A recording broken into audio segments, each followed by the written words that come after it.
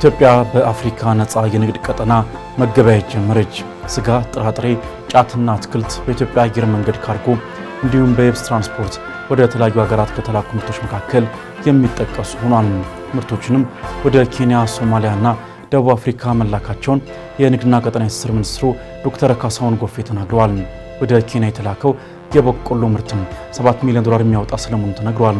የኢትዮጵያ መንግስት የአፍሪካ አህጉራዊ ነፃ የንግድ ቀጠና ስምምነትን መጋቢት 11 ቀን 2010 ዓ.ም ሩዋንዳ ኪጋሊ ላይ መፈረሙ ይታወሳል።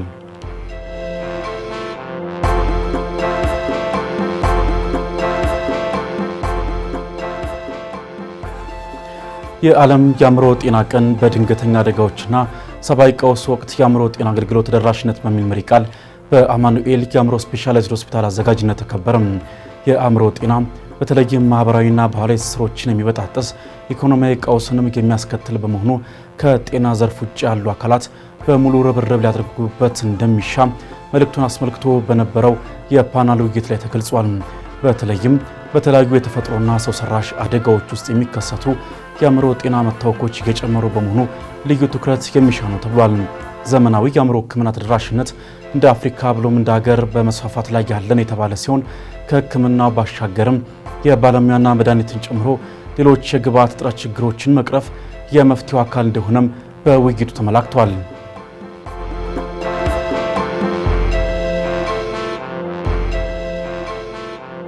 የዓለም የአእምሮ ጤና ቀን በድንገተኛ አደጋዎችና ሰብአዊ ቀውስ ወቅት የአእምሮ ጤና አገልግሎት ተደራሽነት በሚል መሪ ቃል በአማኑኤል የአእምሮ ስፔሻላይዝድ ሆስፒታል አዘጋጅነት ተከብሯል።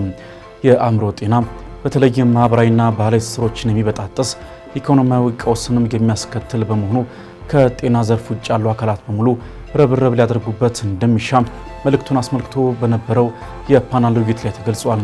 በተለይም በተለያዩ የተፈጥሮና ሰው ሰራሽ አደጋዎች ውስጥ የሚከሰቱ የአእምሮ ጤና መታወኮች እየጨመሩ በመሆኑ ልዩ ትኩረት የሚሻ ነው ተብሏል።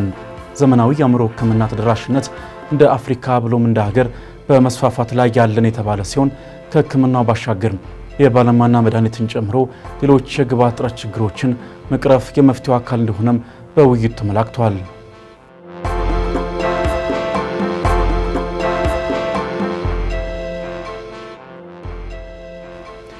የኢትዮ ጅቡቲ ባቡር አክሲዮን ማህበር ከሎጂስቲክስ አገልግሎት ባሻገር የባቡር መስመር የመሰረተ ልማት ግንባታ ስራ መጀመሩ ተገለጸ።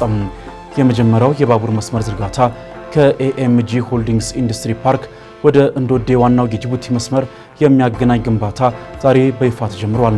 የትራንስፖርትና ሎጂስቲክስ ሚኒስትሩ ዶክተር አለሙ ስሜ ለባቡር ሀዲድ ግንባታ ፕሮጀክቱ ማስጀመሪያ የመሰረት ድንጋይ አስቀምጠዋል።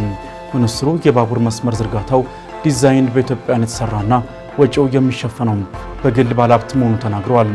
የኢትዮ ጅቡቲ ባቡር አክሲዮን ማህበር ዋና ስራ አስፈጻሚ ኢንጂነር ታከለ ኡማ በበኩላቸው የባቡር መስመር ዝርጋታው በሀገር ውስጥ አቅም መሰራቱም ለሌሎች ፕሮጀክቶች ትልቅ አቅም እንደሚፈጥር አመላክተዋል።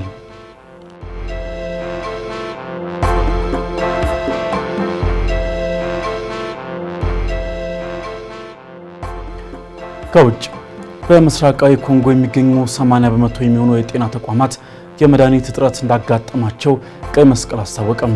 እጥረቱ ያጋጠመው በሀገሪቱ ባለው ግጭት የተነሳ የሰብአዊ እርዳታዎች በመቋረጣቸው መሆኑ ተገልጿል።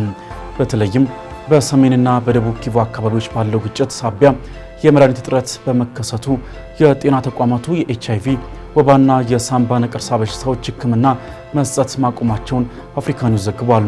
በምስራቃዊ ኮንጎ አካባቢ የሚንቀሳቀሰው ኤም23 ታጣቂ ቡድን መንገዶችን በመዝጋቱ መድኃኒቶችን ከቦታ ወደ ቦታ ማንቀሳቀስ አለመቻሉን ዘገባው አትቷል።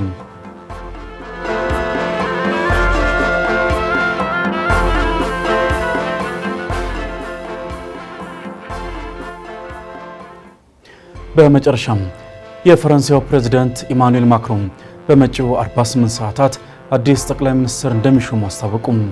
አዲሱ ጠቅላይ ሚኒስትር ሊሾሙ ነው የሚለው መረጃ የወጣው በኃላፊነት ላይ የነበሩት የስራ መልቀቂያ ያስገቡት የቀድሞ ጠቅላይ ሚኒስትር ሴባስቲያን ሌኮርኖ ጋር በውይይት ስምምነት ላይ መድረስ አለመቻሉን ተከትሎ መሆኑ ተገልጿል።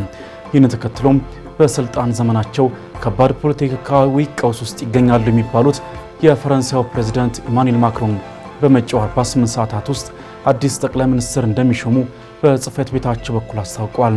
ፕሬዚዳንት ማክሮን በአውሮፓውያኑ አቆጣጠር 2017 ወደ ስልጣን ከመጡ አንስቶ 7 ጠቅላይ ሚኒስትሮች ተቀይረው ያገለገሉ ሲሆን በ2004 ብቻ 4 ጠቅላይ ሚኒስትሮች መቀየራቸው ይታወቃል።